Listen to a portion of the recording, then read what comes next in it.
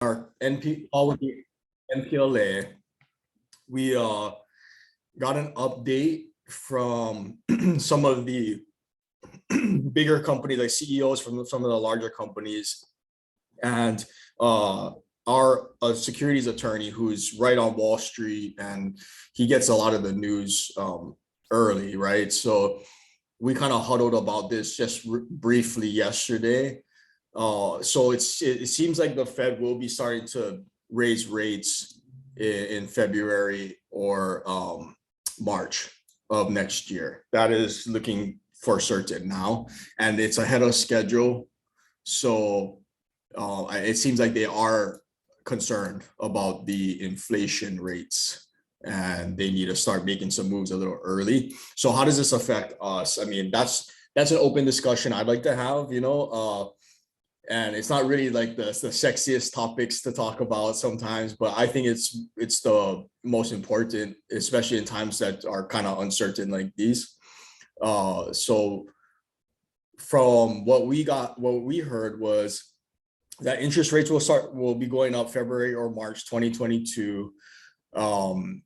And we may see rates going up for hard money shortly after that as well, because a lot of the lenders out there are tied to the capital markets. So it all comes trickling down, to us. So rates may get a little bit more pricier. So I would recommend, if you guys are whatever financing you're using, whether it's hard money, private money, you want to know where the source of the money is coming from, I'd say. And if it's tied to the markets, then you could expect some rate changes coming up. So I guess the overall feeling I got from the call, and Alex, I don't know if you can talk about it too, what your thoughts was from it, but it was more of like a proceed with caution coming into the new year. So there's still a lot of liquidity in the market, and we still have a major housing shortage nationwide.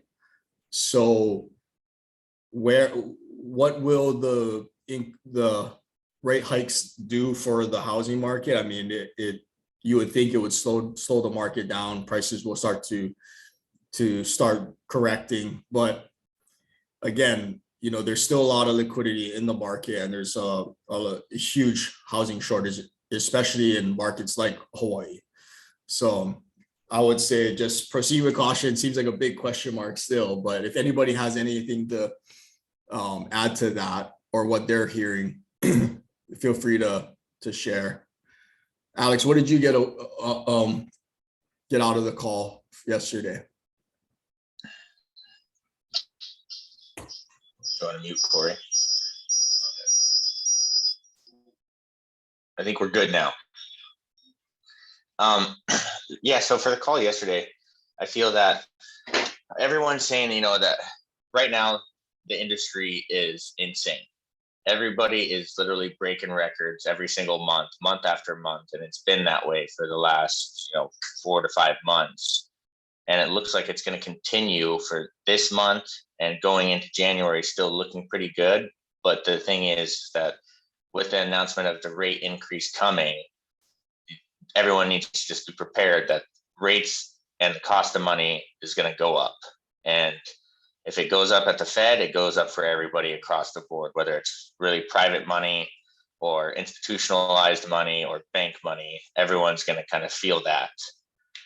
With that being said, that could have an effect on the market and how many people are, taking loans and doing investment properties or even buying homes for themselves. But with what Corey said, everyone also sees that there is a huge shortage of housing. So with that, like, the demand is still there. It's just whether or not the buyers are going to have the capability with the increase in rate hikes.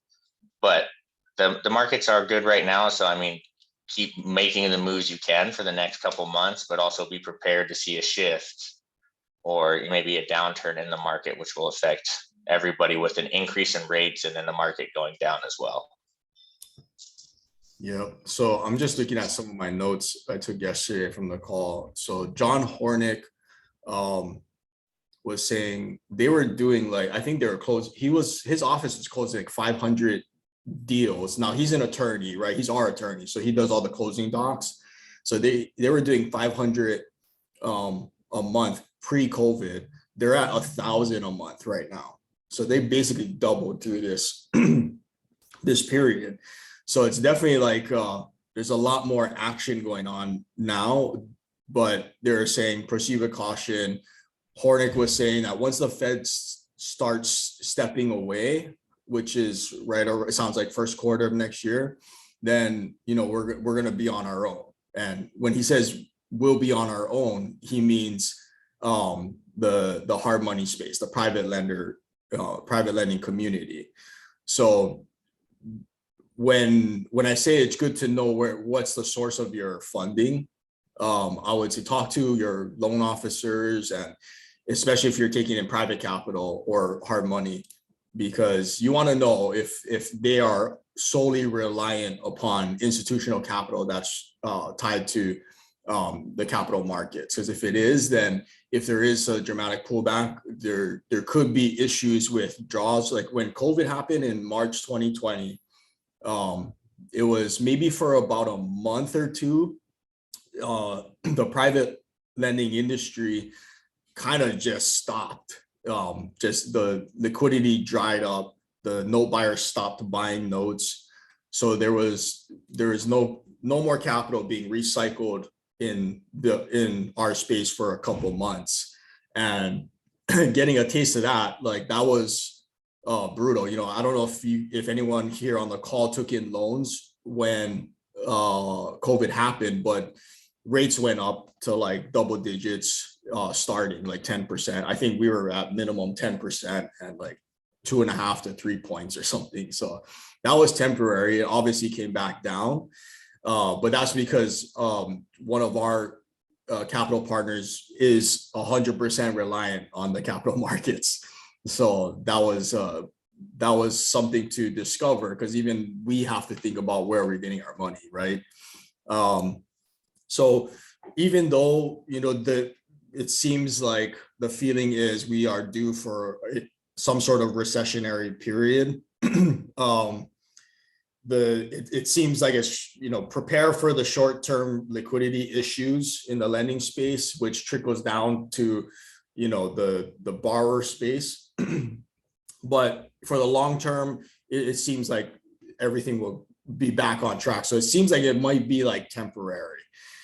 We'll see. I mean, we'll see what happens.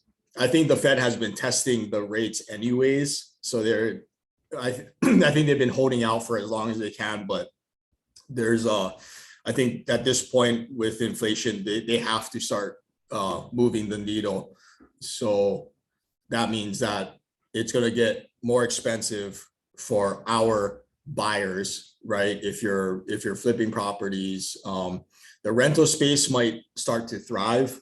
There might be a lot more demand for rentals. So those of you who are in the cash flow markets buying cash flow properties, you might be sitting nice. Hopefully you have a good equity position. You bought right. Yeah. So if the market does correct, then it's manageable.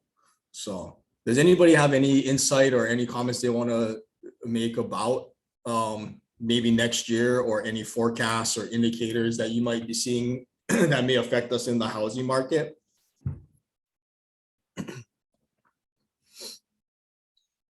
I just want to add one thing. I think for anyone that does have rental properties, the next 3 to 4 months might be the time that you really want to seriously look at doing a refinance. If you have equity and you want to get it out before the increase in rates, because once those do happen, it's going to increase the cost of capital across the board.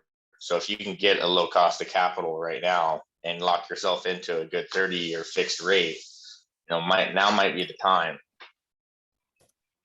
Yep. Just call Justin. I think Justin's on the line. Justin or Javon, there are our guys, right? Okay, guys, before we go into leads, needs, and good deeds, we have next week we have kind of a special guest. It's going to be exciting, but uh, Alex, I'll let you talk about it. So who we having on next week? So next week we have a dear friend of mine. He's a retired NFL Hall of Fame running back. His name's Marshall Falk. We're going to feature him and have him talk about his career after the NFL and kind of what he's done, because he has acquired I'd say a decent sized portfolio of real estate, from commercial real estate to residential. And then also he's in financial services now, and that's how we know each other. But it's going to be interesting to see kind of how he built his estate after being done with the NFL, and kind of what he's done to preserve it and source assets and real estate, and how he's been able to grow his network to owning all of the things he does own. I'll save the what he owns for when he comes on and see what he wants to share with everybody. But he's definitely going to be a fun guest. He's pretty entertaining. He's a funny guy, and he's had quite the, I'd say, life as far as, you know, being a gold jacket member of the NFL and the Hall of Fame. That's pretty incredible. But I think what he's done after that with his foundation and creating the wealth he has through alternative sources of investments, as far as what he's done, it's going to be pretty eye-opening to, you know, what's available for people out there. Yeah, that's going to be an exciting one. And what I want to know is, like most professional athletes, like they seem to, for what, you know, many of reasons, like not do too well after, you know, like they have a hard time managing their money. A lot of times, I think the statistics aren't good. So I want to know, like, what sparked him to invest his earnings, right? So yeah, he's taken care of, and he has life after football, right? I want to see, like, if there's any key decisions that he had to make to venture down the path of entrepreneurship, or if maybe he was always an entrepreneur, and kind of just, you know, sports was the thing he was doing for that time. That's going to be an interesting one. And I just remember Marshall Falk when he used to play for San Diego State, and I used to hate him because they would come here and play UH, and just I was like, how come we can't stop that guy? You know, he's small, but he would just crush us. So that's all the memories I have of Marshall Falk. It's just like bad memories. No, but that's gonna be an exciting one. So if you guys can make it on next week, definitely try to jump on that one. Does anybody have anything they need? Any needs, good deeds to talk about?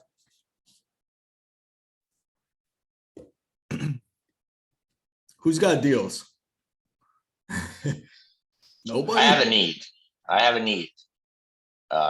We're raising capital, guys. So, and ladies, beautiful ladies, we are raising some capital. So if anyone's looking to place capital before the end of the year, maybe you talk to your tax guy and you got to get some money out, whatever it may be, you know, reach out to me or Corey, let us know. I'd love to have you come into the office, do a little meeting, and show you some opportunities that we have available. Perfection. All right, guys. Anybody else have anything? Everybody's shy. I'll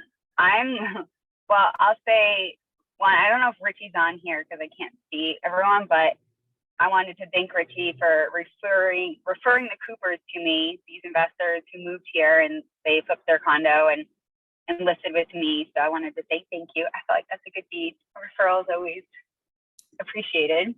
Oh, thank you, Richie.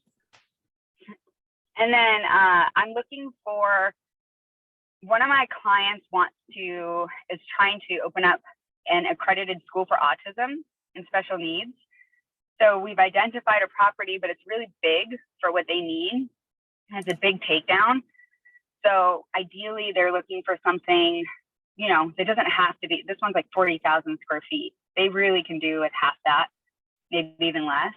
And And so if anyone just hears, I know commercial is not too discussed on this platform, but if anyone hears about, put it out in the universe, just manifest it, let people know. They need lots of parking. They need an area that can be used for playing, obviously, for like not quite a gym, but a common area.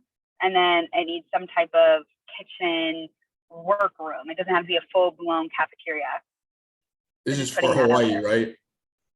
Hawaii, Oahu. Yeah, Oahu specifically specifically. Oahu. Yeah, thank you. What's it have to be zoned? So the property we're looking at right now is business mixed use. So we can maybe get it rezoned if the deal's good enough too. Say if it's on, it's probably going to be business mixed use. Actually. Do they have anyone that would like go in with them on a bigger building? Well, they have a big building that it's perfect for them, but it's like 14 million or something great, like bigger, and it's 40,000 square feet on 3 acres. And it's perfect, honestly, but it would just be a lot faster if it was smaller. A lot faster. Corey, remember that building that Ave wanted to buy? The hospital? It wasn't a hospital building, but it was like that mixed use one right by the highway. Yeah, I remember that. He was trying to buy a lot of stuff, so I can't remember. Okay, I think Ashley remembers. It's literally right before you get on the highway. Yeah. Not too far from our office. It has a huge parking lot. It's multiple stories. So if they could take like 2 of the stories and then lease out the rest, there's potential. And there's the yard. It did have a yard. That was my question. I didn't think it did. Yeah, it has a full yard off to the left of the parking structure. Yeah, I remember that one. Maybe we'll talk to Ave. Yeah, we'll talk to Ave. But I think maybe it's more like some commercial brokers, if anybody knows any, that you might be able to call, like Keen. Maybe Keen they usually have a pulse on what's going on. Downtown Jamie Brown. Downtown Jamie Brown. Okay. I have a need. I need a slogan for my commercial brand. I obviously can't use Oahu.com for the commercial side of things. So if anyone has a good slogan for Ashley, please put it in the chat. I'm not creative. Yeah, Downtown Jamie Brown is that's a great name. I'm sure somebody will help think of a name for your company. I don't think mine should have downtown in it anywhere. Oh, slogan, right? Slogan. Okay. Anybody else got anything? I know there's people on here that have deals and people on here who have money. So I see you guys. I see each and every one of you. I know they all sidebar chat and they fund and they do stuff on the side. Share That's the cool. combos, guys. You shame? Alex knows no shame now, and he has no shame.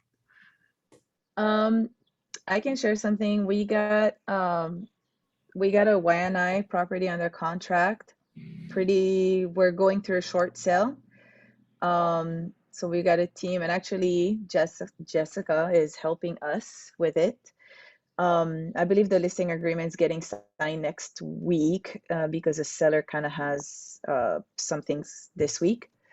So we're gonna have a deal. Not too sure when the short sale will be decided, but usually with this girl, it usually takes maybe two months or less, 2 months or less. If you guys want to be a part of it, I'm partnering with Oahu investors on it. We're just gonna have to fight to get it, at the number that we want it at, and then we'll take it from there. It's on Jade Street, off market.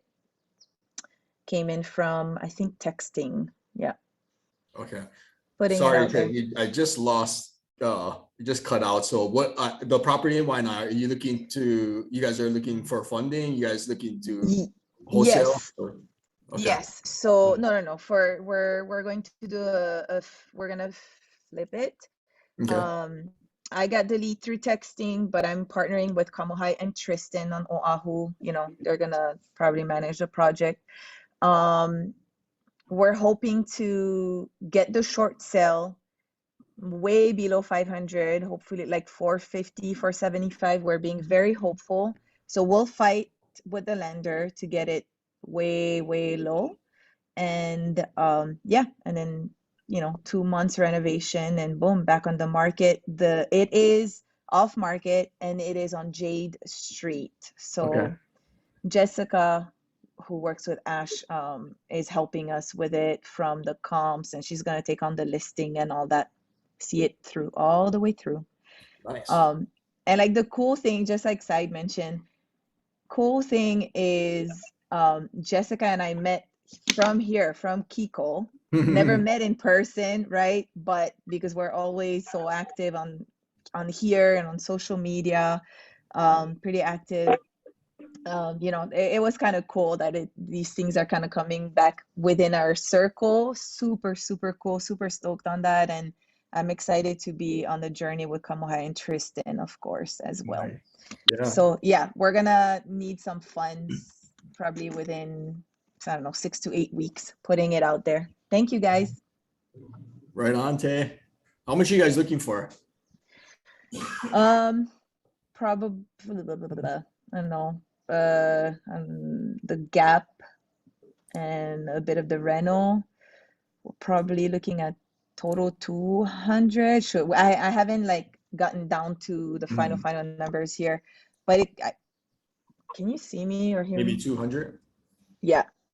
200 is pretty Yeah. average. It's for- probably like, yeah. Perfect. Well, Mahalo. congrats, Tay. Thank you. So if anybody's got money for Tay, hit her up. And it's also it is awesome to hear people working with each other and deals getting done and stuff. So yeah, it warms my heart when I hear that. Yeah, super, super cool. All right, guys. Anybody else have anything? Josh, I thought you got deals going on. In case. Yeah, I mean, I got stuff going on, but I really don't need funding in a sense. I got everything lined up. If I got like a gnarly project, I'll for sure, Yeah. let everyone know. But right now, they're kind of just rinse and repeat deals that are not really too interesting. But yeah. So what's your goal this coming year? How many doors Next you got year? now? Yeah. I only got 3 right now in Missouri. So we're working probably next year to lock at least 5, hopefully. And then I want to do a bird deal here in Hawaii as well, instead of a flip, because it seems a little more fun. But will that happen? I don't know. Nice. Well, maybe a condo might work, right? Or I will west find side. some messed up 5-plex and just, Yeah, it's definitely doable. I mean, to burr here, you can burr in any market, right? You just have to buy right and come across the right deal. So awesome, man. Well, 3 doors, that's not small. Like you really only started but the second half of last year, right? So yeah. that's nothing to yeah, you should be proud of that, dude. Yeah. Keep us updated on how everything's going out there. I know oh yeah, Blaze is out there too, right? Yeah, Blaze is doing a lot more than me, I'll tell you that. Attaboy, Blaze. Well, okay, so you guys, and you're financing through conventional on the 30-year, right? Or is there a local bank out there that you guys use? So what I'm doing personally, I don't have a DTI on paper, so I have to go asset-based right away. Yeah. So I do have a commercial lender out there that does no seasoning period 1-year construction loan that transfers to a 20-year. But the crappy thing about that 20-year, it's a 5-year arm. So it's not ideal. And I was actually going to ask you guys this because I know you were talking about rates earlier. Mhm. And for one of those properties, I have it on that 1-year commercial and it's at a 4.5. So I could swap that into the first arm and lock earlier, or I could keep it interest only for the whole year, which would have better leverage, but it'd be risking that rate when, you know, Fed tapers. So Mhm. it's, you know, two sides of a coin. No prepayment Right. penalty if I go early, but, you know, leverage versus lower rate, whatever. Yeah. You know what? That's a good question. I think we have better people to ask on the call. I don't know if Justin can answer that, or who else is on here who's in that.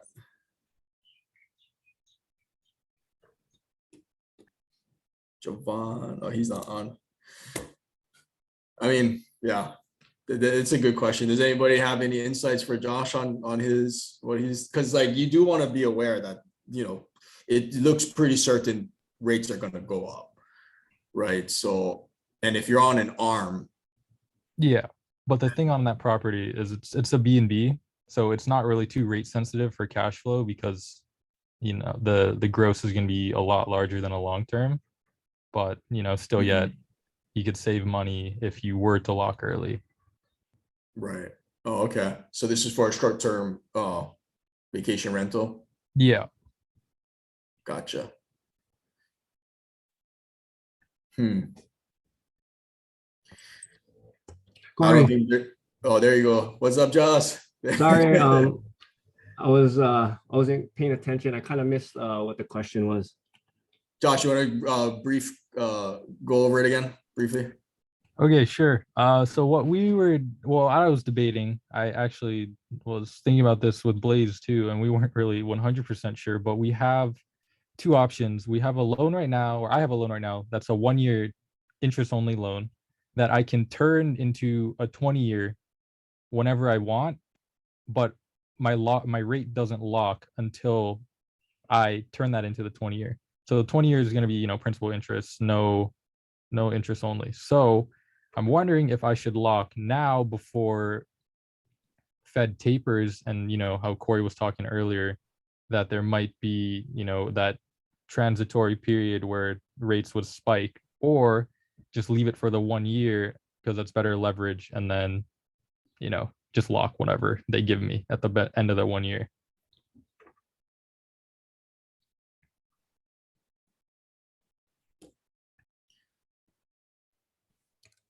I don't know. It's kind of hard to say. I guess is when we do see rates come up. I mean, my advice to clients is when we do see rates kind of volatile and trending up, is lock it if you got it.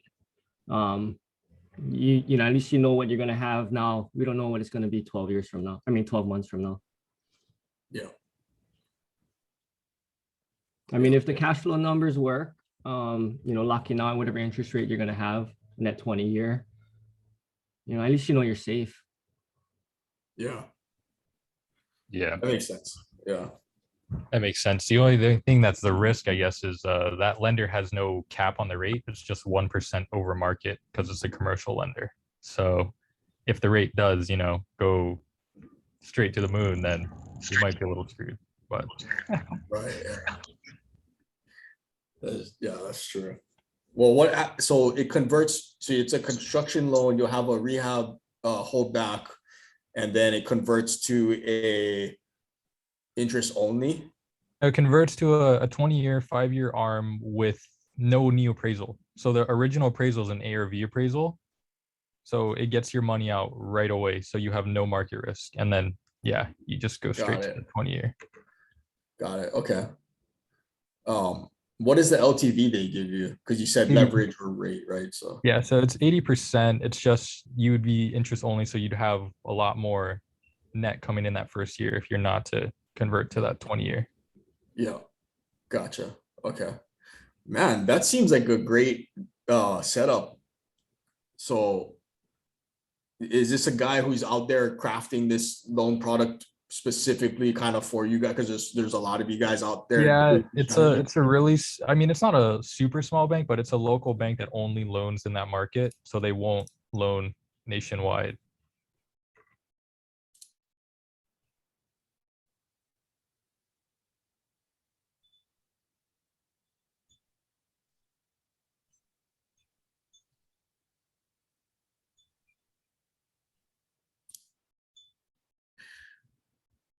Sorry, I think you froze, Corey. Yeah, Or I did. I froze. totally did. I'm back.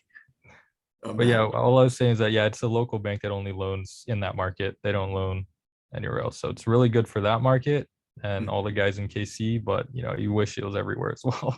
Yeah, But no, you it do sounds have like the option on the back end of that 1 year to just, you know, refinance out anywhere else you want to as well. You just have to double close.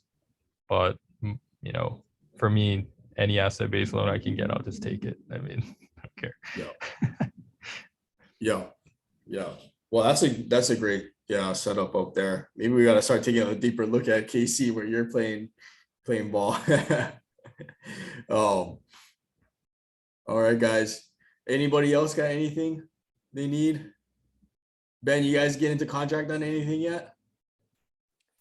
We're working on a burr right now, so we're just doing the reno. Nice. Still You looking- guys are in the middle of it. Yeah, like I don't know, a couple weeks into it. Probably going to take another month or so with the holidays. Everything's a little slower. Yeah, it is slowing down, huh? And where is that one? It's in Everett, Washington. Oh, Everett. Yep. Yeah, it's like a townhome style condo. Yeah. Have you seen it pulling back because of the holidays?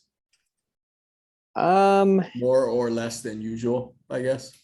Not nearly as much as I would usually expect. I'm still seeing tons of showing appointments. So, you know, usually around this time you'd be considerably less and sometimes none. And they're still, you know, pretty good. It's slower than, you know, summer or fall was, but not anywhere close to how slow it should be for this time of year. Oh, okay. And I mean, things are still going over list.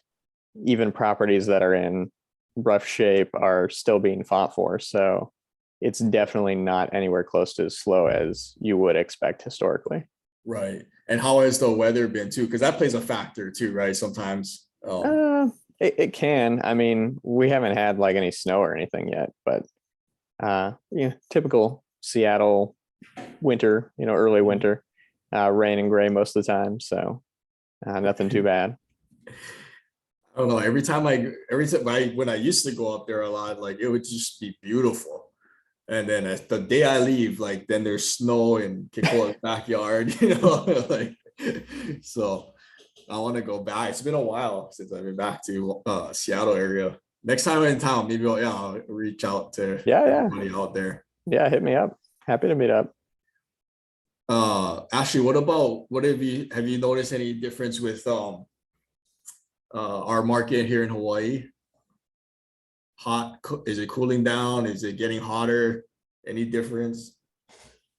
I mean, it's been going down, or not down, but it's been cooling off for a couple months now. Holidays, I mean, it's so weird. Like our team personally, we have more buyers than we probably did all year. Not obviously enough listings, of course, but we are definitely seeing when representing buyers, we're not in very competitive situations. And there's just a couple rogue offers that will just come through and they're just acting like the market earlier this year. And you'll have like one or two offers just super, super wildly aggressive, which continues to push that market up slowly. But in reality, if they just didn't, we would see a big slowdown because there's only one or two buyers that are really offering aggressively over asking and willing to do all of the clauses and stuff. I don't know if I should say that, but otherwise, the majority of the offers that at least I see on the listing side are pretty reasonable these days. Like no longer is the buyer willing to give up their unborn child. You know, they have some rights that they're putting back into the contract again. Little things like that. So it's starting to become a little bit more, I wouldn't even say neutral, but neutral for a seller's market instead of just being wild. Yeah, that's usually how it starts, right? Like whenever there's a hot, cold transition, it's like you don't see it necessarily in the price. You'll see it in the terms.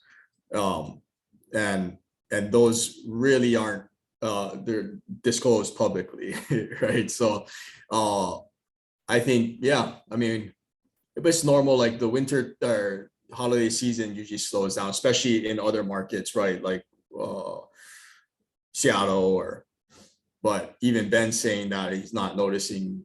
It's still moving faster. It's still hotter than normal. So, It doesn't promising. feel like it's slowing down because of the holidays. Like normally, not to cut you off, sorry, but normally when we see this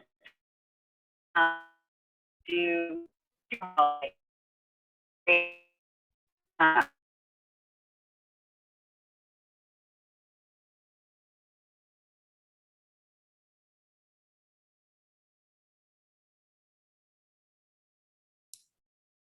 Oh, I thought that was me.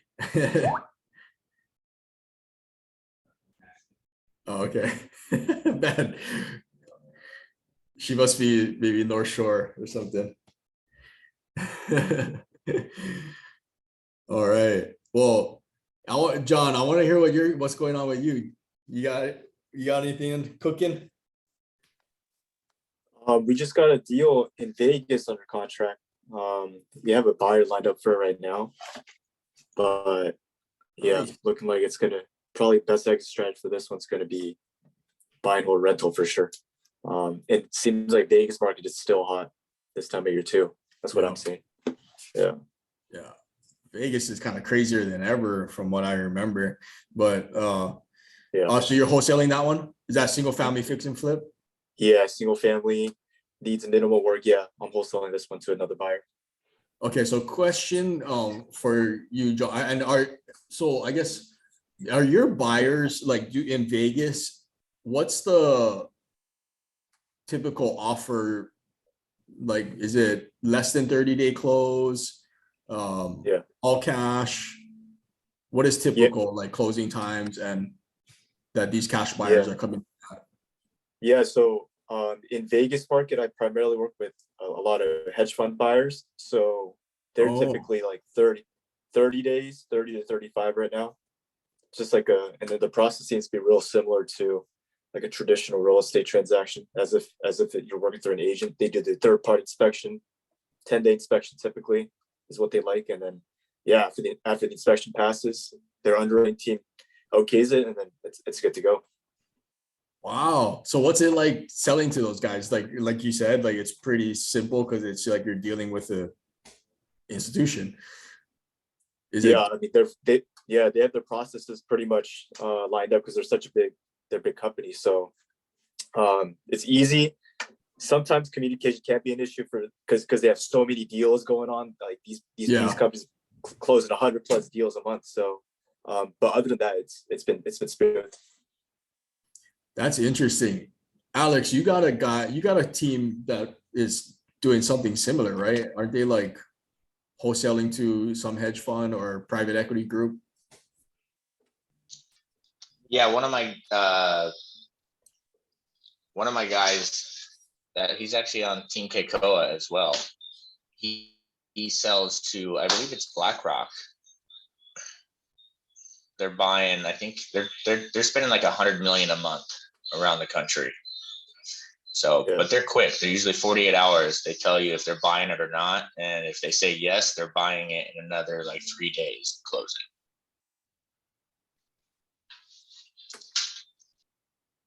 Yeah. So is that what you're focusing on, John? Like, are you focusing on wholesaling to these guys, or more like that was just like a one-off, or if it makes sense, you'll just throw it to those guys? Yeah, right now I'm focusing more on that. Yeah, selling deals to those guys for sure. Nice. So it's Okay. been cool. That's interesting. I remember in like 2015 or 16, like Blackstone came in, they bought like $100,000 or whatever, and then they exited a few years later, but everybody was trying to like wholesale to them, and I always wondered, like, I wonder what that process is like. Sounds like it's pretty smooth. Is this the first one you're closing with them? This is going to be the third or fourth one closing with this company. So yeah, like you said, it's pretty smooth because I got the processes pretty spot on.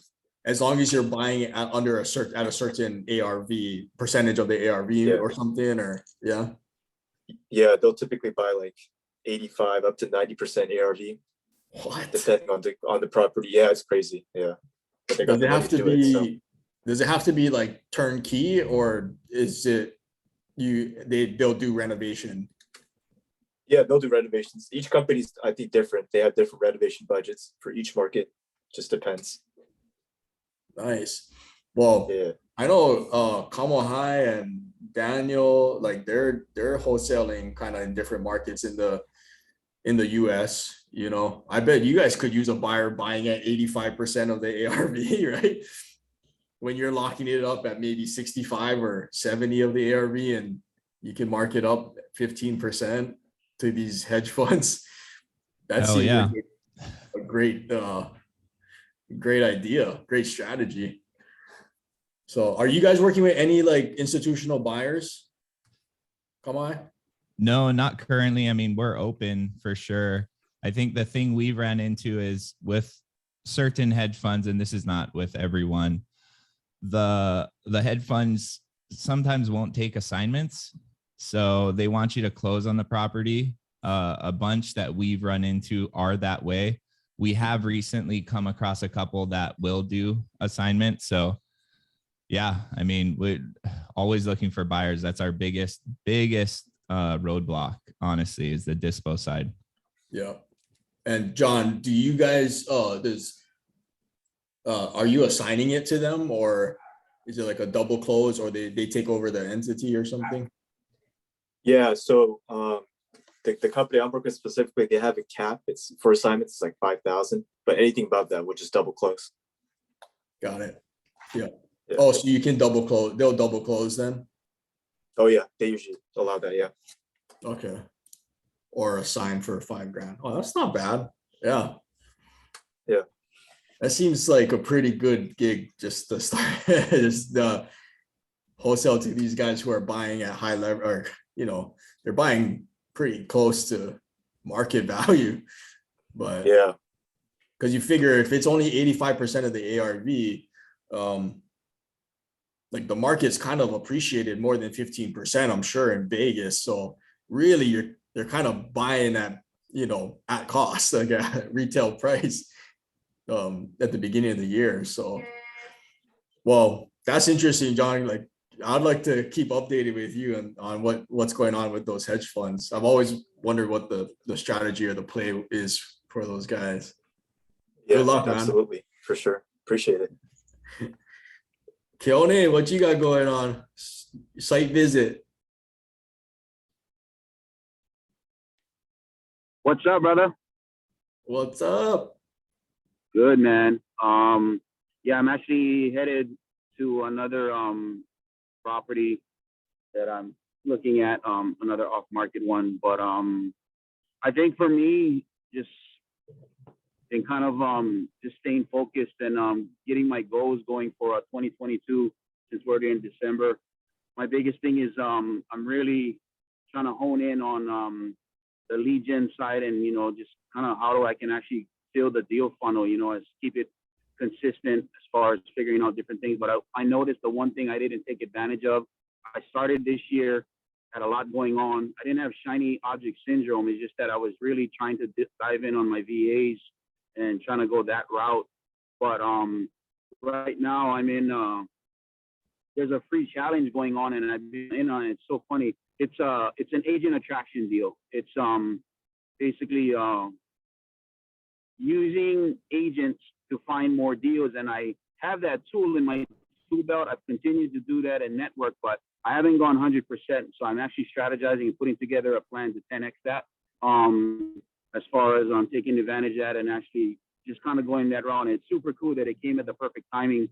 And I don't know if you guys, I'm sure you're familiar with Jamil Damji, but he's putting on this challenge, and it's actually just enlightening because everything is checking the boxes for this plan that I've already been putting together as far as like a agent outreach type of dealing, you know, working with more agents. And I have a handful of agents, I meet with them, but nothing like this. So it makes sense for me to kind of pivot and just use this and take advantage of it and kind of do that as an agent investor agent. You know, that's kind of, I always put the primary as an investor first.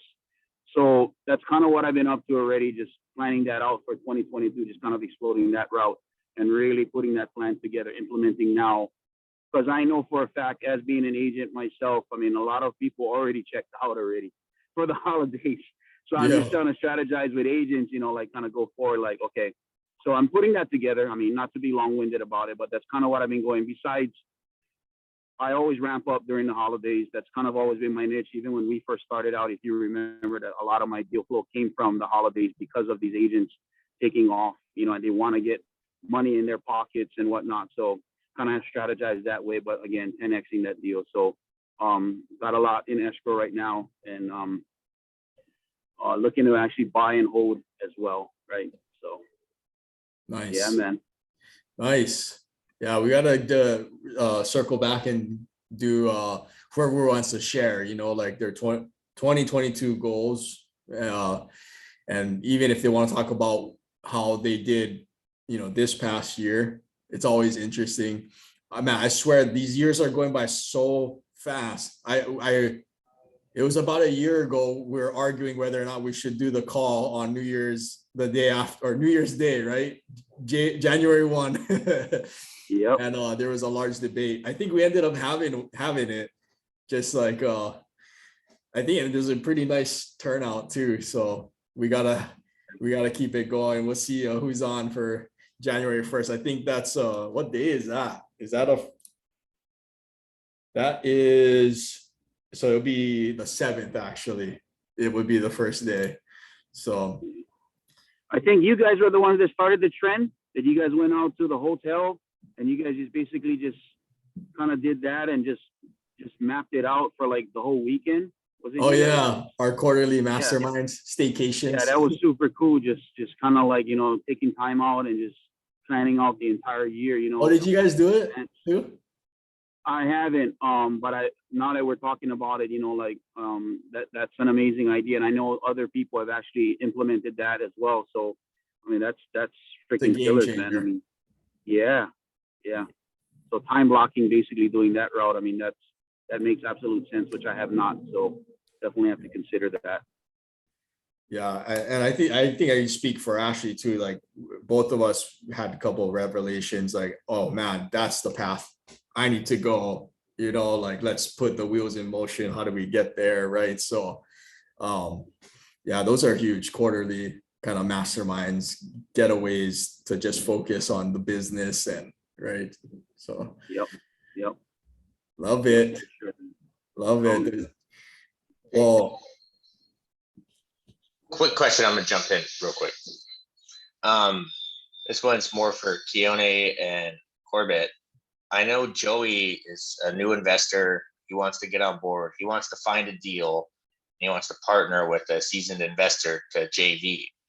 So I know he's wanting to meet and network with guys. So, I mean, would you two be open to meeting with Joey, maybe offline, and you guys, that's if automatic, he can bring dude. a good deal? That's automatic, bro. 100%. Yep. Anytime. There you go, Joey. Give these guys your information because they're both doing serious deals and we've done a lot together with them. So I think you'd be in good hands with them as well. Nice. I'll put my information in there, Joey. Reach out. Seriously, reach out. Right on, guys. Well, before we wrap up, hopefully next week, we'll have everything in order. Marshall Falk will be on talking about his journey. And I don't know if I'm gonna be able to make it on. Honestly, we're gonna be in Disney. So maybe in the middle of the lines, Ashley and I will jump on because I really want to hear, Marshall Falk and his story because I mean the guy's a legend. So fortunately we get his time and we can ask him a bunch of questions and to see what his life after football was like. So stay tuned for that one, guys. And I'm gonna hang around just for a few minutes and then I gotta jump on another call. But if you guys want to talk story, feel free to hang on. And otherwise, we'll see you guys next week on our call. Happy Aloha Friday. Have a great weekend, and we'll see you next week. Aloha.